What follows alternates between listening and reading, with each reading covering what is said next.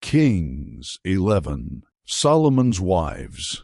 King Solomon, however, loved many foreign women besides Pharaoh's daughter: Moabites, Ammonites, Edomites, Sidonians, and Hittites. They were from nations about which the Lord had told the Israelites, "You must not intermarry with them, because they will surely turn your hearts after their gods."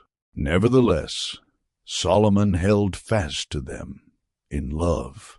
He had 700 wives of royal birth and 300 concubines, and his wives led him astray. As Solomon grew old, his wives turned his heart after other gods, and his heart was not fully devoted to the Lord his God as the heart of David his father had been.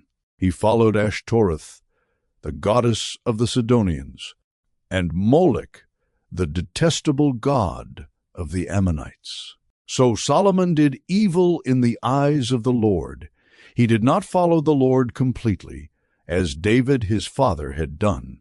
On a hill east of Jerusalem, Solomon built a high place for Chemosh, the detestable god of Moab, and for Molech, the detestable god of the Ammonites.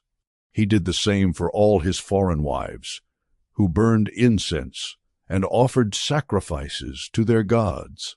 The Lord became angry with Solomon, because his heart had turned away from the Lord, the God of Israel, who had appeared to him twice. Although he had forbidden Solomon to follow other gods, Solomon did not keep the Lord's command. So the Lord said to Solomon, "Since this is your attitude, and you have not kept my covenant and my decrees, which I commanded you, I will most certainly tear the kingdom away from you and give it to one of your subordinates. Nevertheless, for sake of David, your father, I will not do it during your lifetime. I will tear it out of the hand of your son. Yet I will not tear the whole kingdom from him, but will give him one tribe, the sake of David, my servant, and for the sake of Jerusalem, which I have chosen." Solomon's adversaries. Then the Lord raised up against Solomon an adversary, Hadad the Edomite, from the royal line of Edom. Earlier, when David was fighting with Edom, Joab, the commander of the army, who had gone up to bury the dead, had struck down all the men in Edom. Joab and all the Israelites stayed there for 6 months, until they had destroyed all the men in Edom.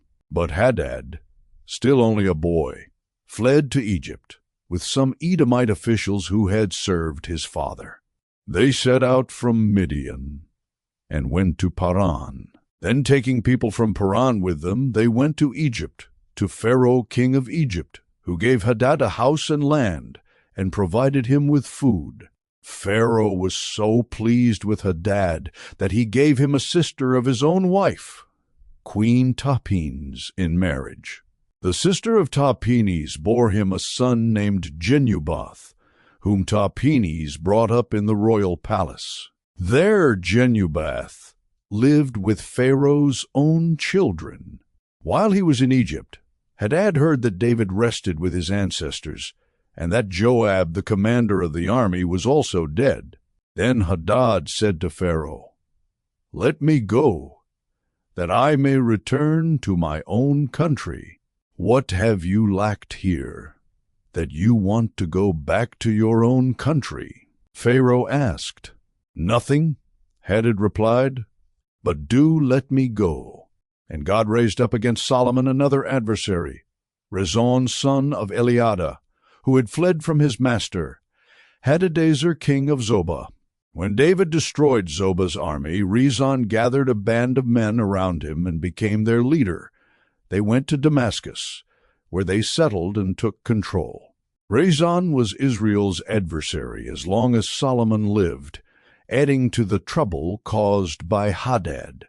So Rezon ruled in Aram and was hostile toward Israel. Jeroboam rebels against Solomon. Also Jeroboam son of Nebat rebelled against the king. He was one of Solomon's officials, an Ephraimite from Zeredah, and his mother was a widow named Zeruiah. Here is the account of how he rebelled against the king. Solomon had built the terraces and had filled in the gap in the wall of the city of David, his father.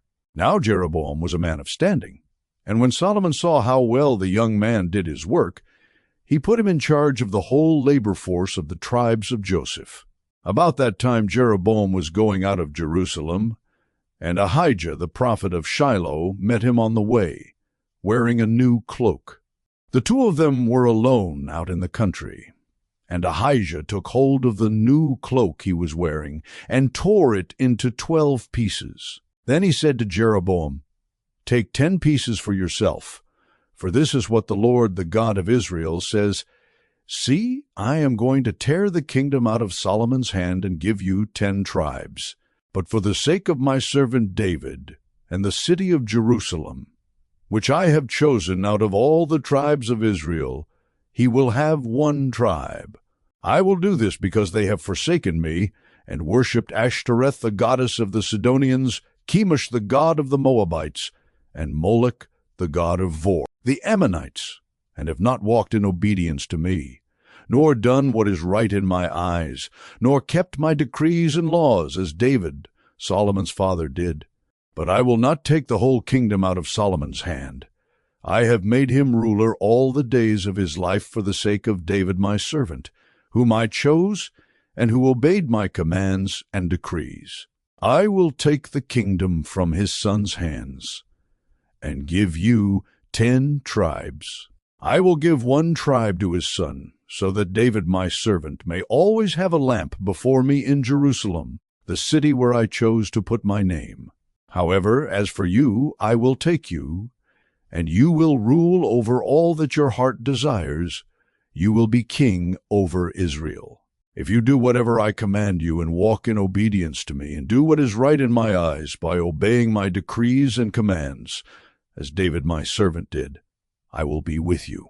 I will build you a dynasty as enduring as the one I built for David, and will give Israel to you. I will humble David's descendants because of this, but not forever." Solomon tried to kill Jeroboam, but Jeroboam fled to Egypt to Shishak the king and stayed there until Solomon's death. Solomon's death. As for the other events of Solomon's reign, all he did and the wisdom he displayed, are they not written in the book of the Annals of Solomon? Solomon reigned in Jerusalem over all Israel 40 years. Then he rested with his ancestors and was buried in the city of David his father. And Rehoboam his son succeeded him as king.